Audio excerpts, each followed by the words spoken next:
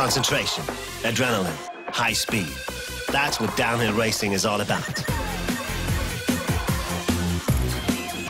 Time is ticking for the riders. Every stone, every route, every drop is ingrained into the riders' memories. The athletes and their skills will be pushed to the limits. Every jump has to be perfect. Is the run good enough? There is a fine line between getting the best time and just ending up in a painful crash. Hi, and welcome to the fourth stop of the iXS European Downhill Cup here in the small town of Spitzach in the Czech Republic. Situated in the Šumava National Park, this location offers perfect conditions for the riders. And so it's no surprise to see more than 300 competitors from over 24 nations make their way to the race start. Aussie Joshua Button has already been on the podium twice this year and is the people's favorite to take the overall victory.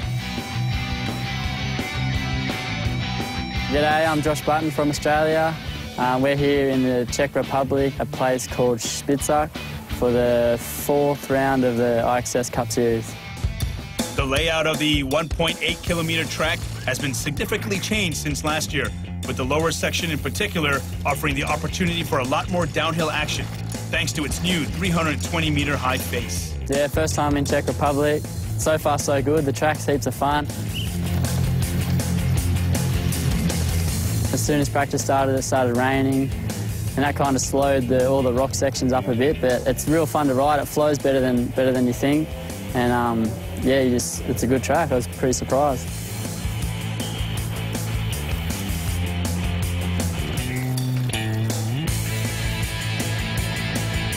To go good here, I think you just got to be real smooth and know all your lines. There's a few tight turns that are really tricky and slippery, and I think you just got to get them really good and then get on the pedals out of them and just pedal wherever you can. After the adrenaline-fueled training session, the riders return to their tent for the far less glamorous task of freeing themselves and their machines from all the mud they collected on the way.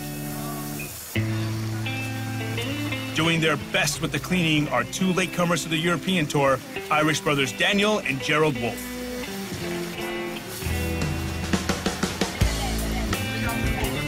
Hi, I'm Daniel Wolf. I'm 22. I'm one of the brothers in Wolf Racing team. I'm Jared Wolf. I'm 24. I ride a specialised demo. I'm also current national champion, which I earned last week, and Daniel was in second place. It's been a long journey getting here. It was 4 days travelling because we had to get this awning. And yeah, we're pretty lucky we got it because it's been raining since we got here. This iXS in Spica is our first iXS of the year because we were raising funds to do our European tour. How we did it was we sold advertising on a fridge, which we towed across Ireland over 200 kilometres on a tandem bike. In one day? In one day, in one stint. It was a long 11 hours of pain. Yeah. It was good fun though. And now we're here and enjoying the weather.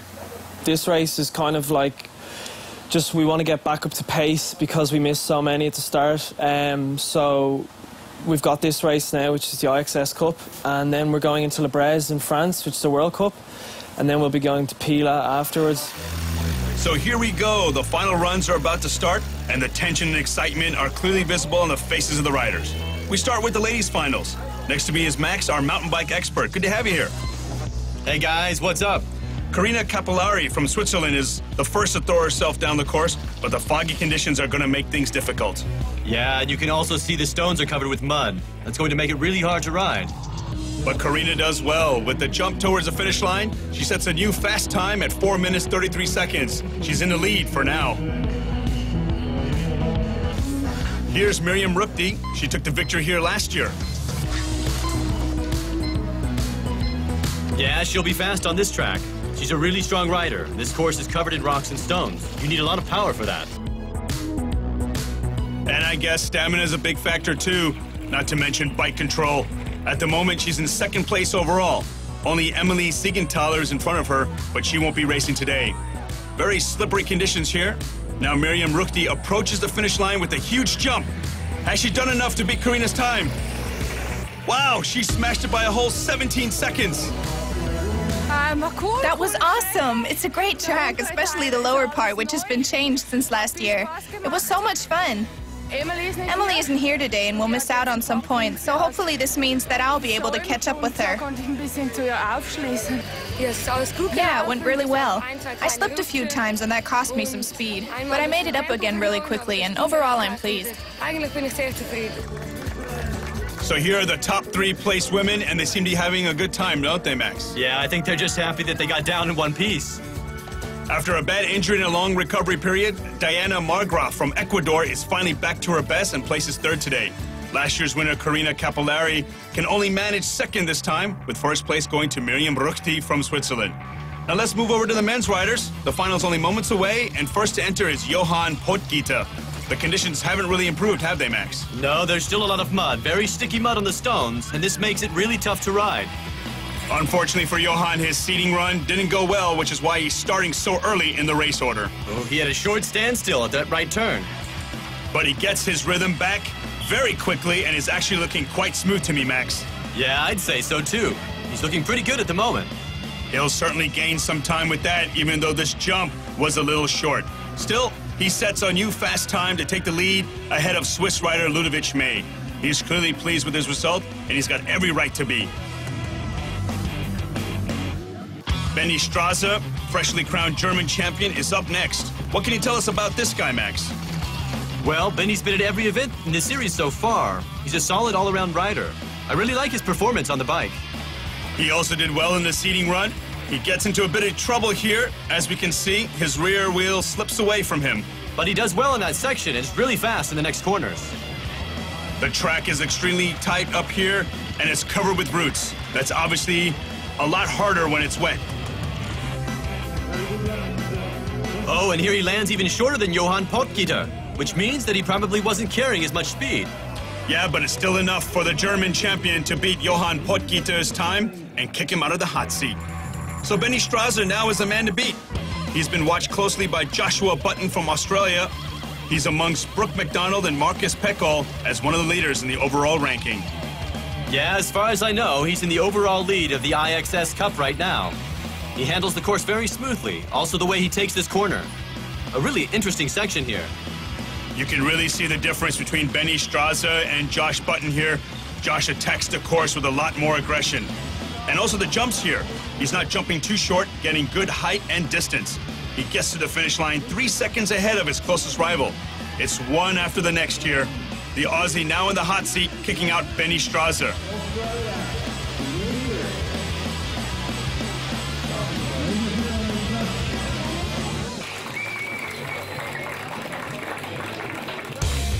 Now it's Matej Sharvat's turn. He's from the Czech Republic and managed to place 2nd during the seeding run. We have to keep an eye out for this guy, Max. Yeah, locals always have an advantage because they know the track better than the others. That's a real bonus on a difficult course like this that's covered in roots and rocks. Sometimes it's only a few centimeters that make the difference, right? Yeah, and if you know every stone, every corner, then you can have a completely different approach to the track. His run is looking good. He's powering down with a lot of speed. It's good to see how his arms are working to maintain control over the front wheel. Yeah, he does well there, but it's just not enough to beat Joshua Button. The time set by the Australian must be good, as the local riders also have problems beating it. But up next is Marcus Peckall, and he's dominated everyone during the seeding runs. But he has a few problems at the start. Did you see that? Yeah, I did. This won't make things easy for him. Having problems so early in your run can really make it difficult for a rider to get back into his rhythm. It takes a lot of concentration, but he seems to have regained his composure. But if you compare his riding with Josh Button, he seems to be less dynamic. Yeah, just not that smooth. That's obvious. Yeah, exactly. As I said earlier, I think it was the mistake at the start, but now he's finally starting to gain some speed. Actually, that looks incredibly fast to me. He's got to be close to Josh Button's time right now. Huge jump here as well. Oh, well, too far, and probably, yeah, he's lost a pedal. Let's take a closer look. He's missing his right pedal. Insane. His pedal broke off at the last jump, and he still managed to beat Josh Button's time. But Josh is still gracious in defeat.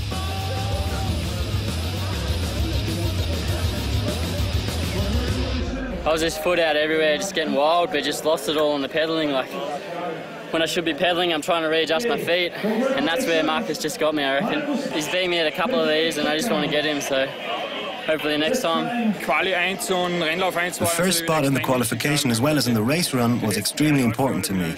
In the past races, I've been crashing during the finals and seeding. So I was really disappointed that my performance so far hasn't been as good as usual. Yeah, another podium, keeping it consistent, and I might move up to first, maybe in points, which is pretty cool. So if I can keep this rolling, I'll be laughing. I've had more problems in this final run than during the whole racing weekend. At the start it was so slippery that I lost control over my rear wheel and I almost fell off the start ramp. It took me ages to properly get back into my pedals. At the last section, I jumped way too far and I lost one of my pedals, but I don't care. I got into first place and that's all that matters. And then with a run like this, whoa, it's just awesome. Of course it's awesome to be up there on the podium with the huge trophy, right, Max? But he deserves it. Yeah, to be able to beat Josh's time after having so many troubles at the beginning. He must have really been incredibly fast towards the end of the track. Problems at the start and a broken pedal at the end, and he was still the fastest. There's no doubt Marcus Pekal deserved to win here in Spitzach, and he celebrates his victory with a huge swig of champagne. Josh Button places second, while the Czech, Matej Sharvat, comes third. Benny Strasser from Germany made into fourth, but a disappointing 8th place for Slovenian Nick Nutar means he slips down a few places in the overall rankings. That's it from Spitzach. See you cats in Pillar.